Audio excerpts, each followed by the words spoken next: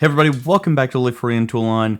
Today we are doing something a little bit different. I am actually installing a Samsung mini split high efficiency, actually a hyperheat high efficiency system, because it's going to work in the winter down to like negative 20 degrees. I'm still going to be able to heat my house, and in the summer it has a huge like 20 above 20 SEER rating for cooling. So this is going to be the perfect thing for us because where I'm using it is where we need it. So as we take a look at this is going to be a short tutorial, but it's going to give you a good understanding of how to do the process.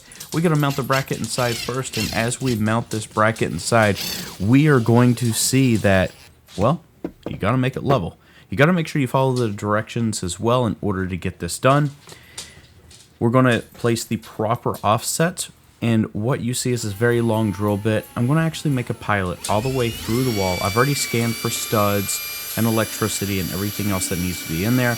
Now I'm at an angle as well. The reason why we use a pilot and we don't just start drilling big 2-inch holes through our walls is because we want to know where everything is going to make sure it's safe. So as we take a look outside, all is good.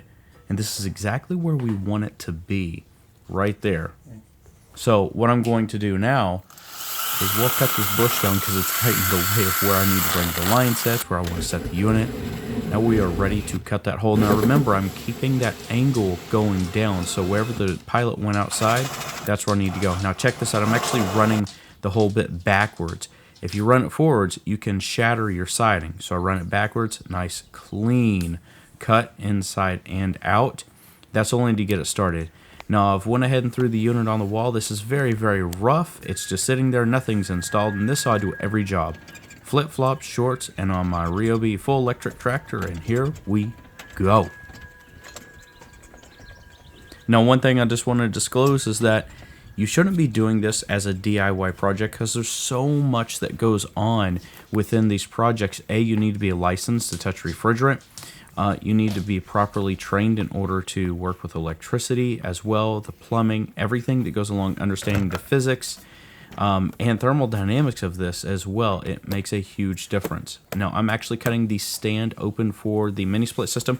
I have to put this on a stand because I live in New Hampshire and we get a lot of snowfall, so I need this to be above the snow level, get it off the ground, get it out of the way, and that is perfect, and that's what we do every time.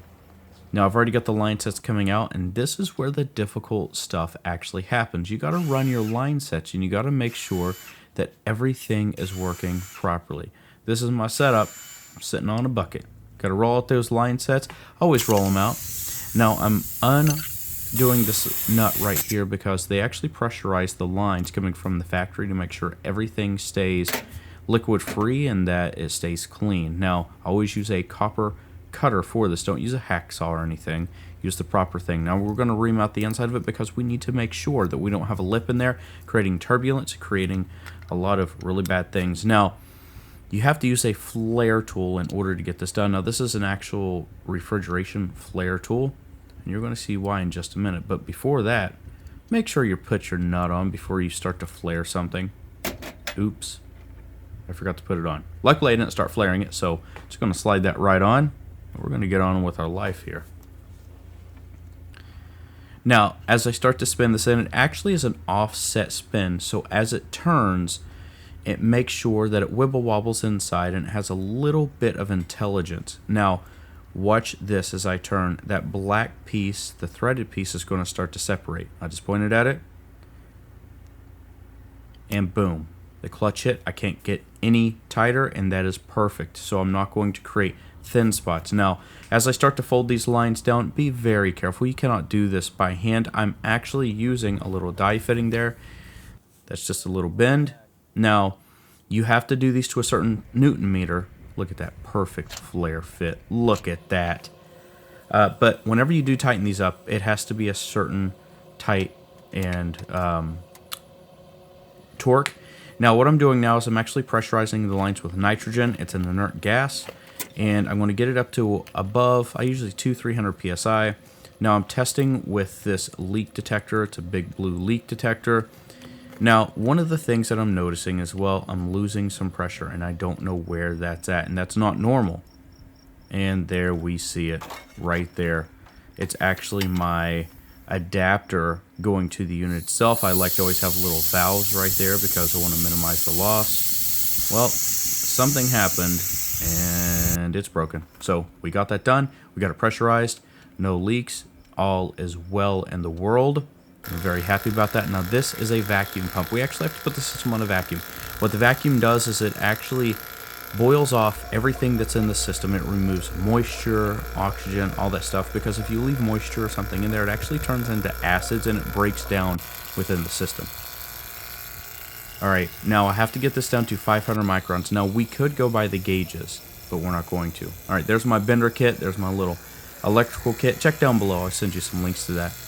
Now I had to get this below 500 microns. I got it down to 424. It was pretty stable. I was happy about that. Don't go by the gauges. That'll go by inches of mercury. If you go 30 inches of mercury, it's just never going to work. We opened up the refrigerant. We got everything set. This is the electricity. Electricity's done. Now we have the main line power coming in, and that's actually under these lines that go inside. So the power comes into the unit outside, connects in, and we actually have the control wiring and power wiring that runs inside, and there it is. So everything comes inside, and this is the final product. Look at this. My room is going to be so happy. We have a little baby in our room. We need a very stable temperature. It's beautiful. The end product, it has a remote. It's intelligent as well. I can control it from my phone. And look outside, 23 is the rating in the summer and 12.5 in the winter. Look how clean that is. I'm so happy with it. Thanks everybody for watching. This was super fun to do. Now, I have a lot of training in HVAC. I actually went to school for it and I'm fully licensed for it. So I am able to do these things. So if you think that you're going to do something like this as a DIY project, you really do need to know your electricity, your plumbing, mechanical, the physics behind everything, because you don't want to go back next year and have a failed system. But like I said, a mini split is the way to go. It's all electricity. We're pulling air from the outside, or the heat from the outside, putting it inside in the winter, and then we're taking the heat from the inside, throwing it outside in the summer. So everyone, thank you for watching. I can't wait to see you in the next video. Like if you like the video, or hit the like button if you like the video. And if you found it helpful, please share the video as well. We're trying to get people back into using their hands, getting more into the trades, because that is what is going to keep our nation going, keep everyone interested, and get them back to basics. And I hope to see everyone in the next video. Take care.